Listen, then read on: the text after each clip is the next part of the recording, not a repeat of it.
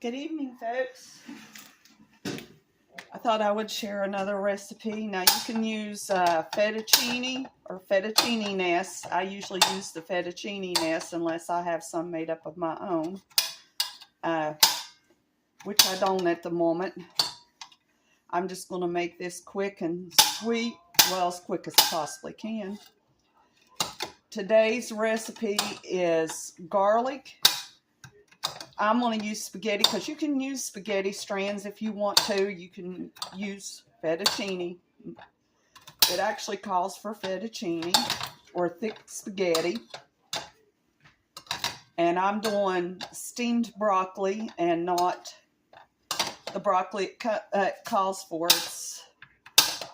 It's a different type of broccoli, but I couldn't find it at the stores. I've been looking and looking and looking and just cannot find it. It's also very easy on my stomach. I do have a digestive disorder, and right now I'm just cutting up the garlic in little pieces. It's already peeled, and you can find it already peeled at the stores. Mine died due to the drought. I lost a lot of things, including my eggplants and a lot of things. We're finally getting some rain today. Hopefully we'll get enough. And on the last recipe, there is another meat that you can use with that. Potatoes and onions. And it comes close to the Italian. And it's from Beyond. And it's got clear packaging over the top to where you can see the meat. So you want to make sure it's that one. It's got a clear, like cellophane cover where you can actually see the meat, and it's called Beyond. And that was a staple during hard times here in West Virginia in the Appalachian Mountains. I think it was a staple just about everywhere during the Depression. And the cheapest meat you could get was either from your farm or, like I said, the kibosca is the cheapest meat you can get now to go with that.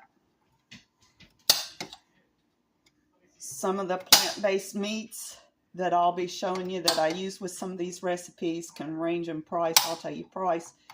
What I pay for it here. Anyway. Sorry about that, folks. I got a big mouth. A very big mouth. Anyway, I am going to use grapeseed oil today in the pan just to saute. It calls for olive oil. Couldn't get the olive oil open, so I'm just using grapeseed oil to saute. And I'm also going to start the other one.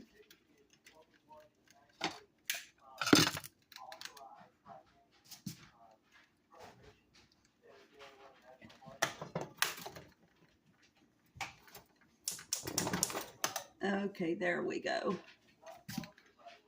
Chop this up a little bit more finely. A little bit more smaller pieces. My broccoli died, my squash, because you could take and rinse the seeds out and make your spaghetti strands from it.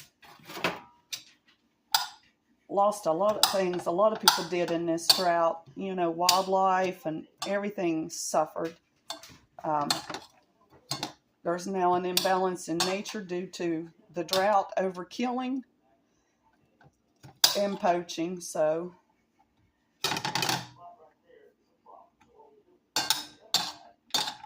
I'm going to go ahead while I wait for that. And let me get my spaghetti strands out. And what I do is break them up. Some people don't, some do in this recipe. Like I said, normally use fettuccine nest or fettuccine, but I'm going to use spaghetti today. It's just easier today. Got a lot going on. So here we go. I'll go ahead and drop it in. A lot of people wait until the water starts boiling. I just go ahead and throw it in.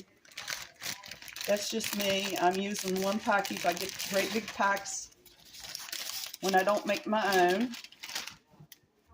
I like to have the KitchenAid with all the pieces that go with it. They've got a drying rack and everything for your spaghetti, or you could take it out and just freeze it. All my recipes you can take and you can freeze, just so you know, because I fix a lot of extra just in case, you know, I'm real busy, you know, I'm going to be gone a long time or whatever that day to take care of mom and do for mom or get things done myself.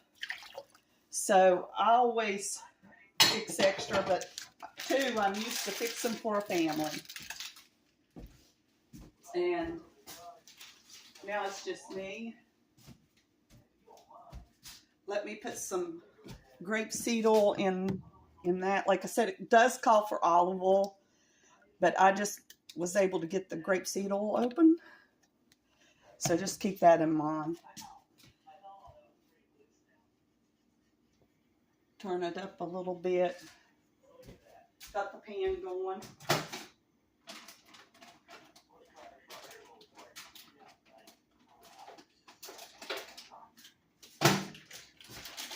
I wish I could have had my broccoli from my garden this year. It's sad how much loss there was this year due to this drought, but it happens.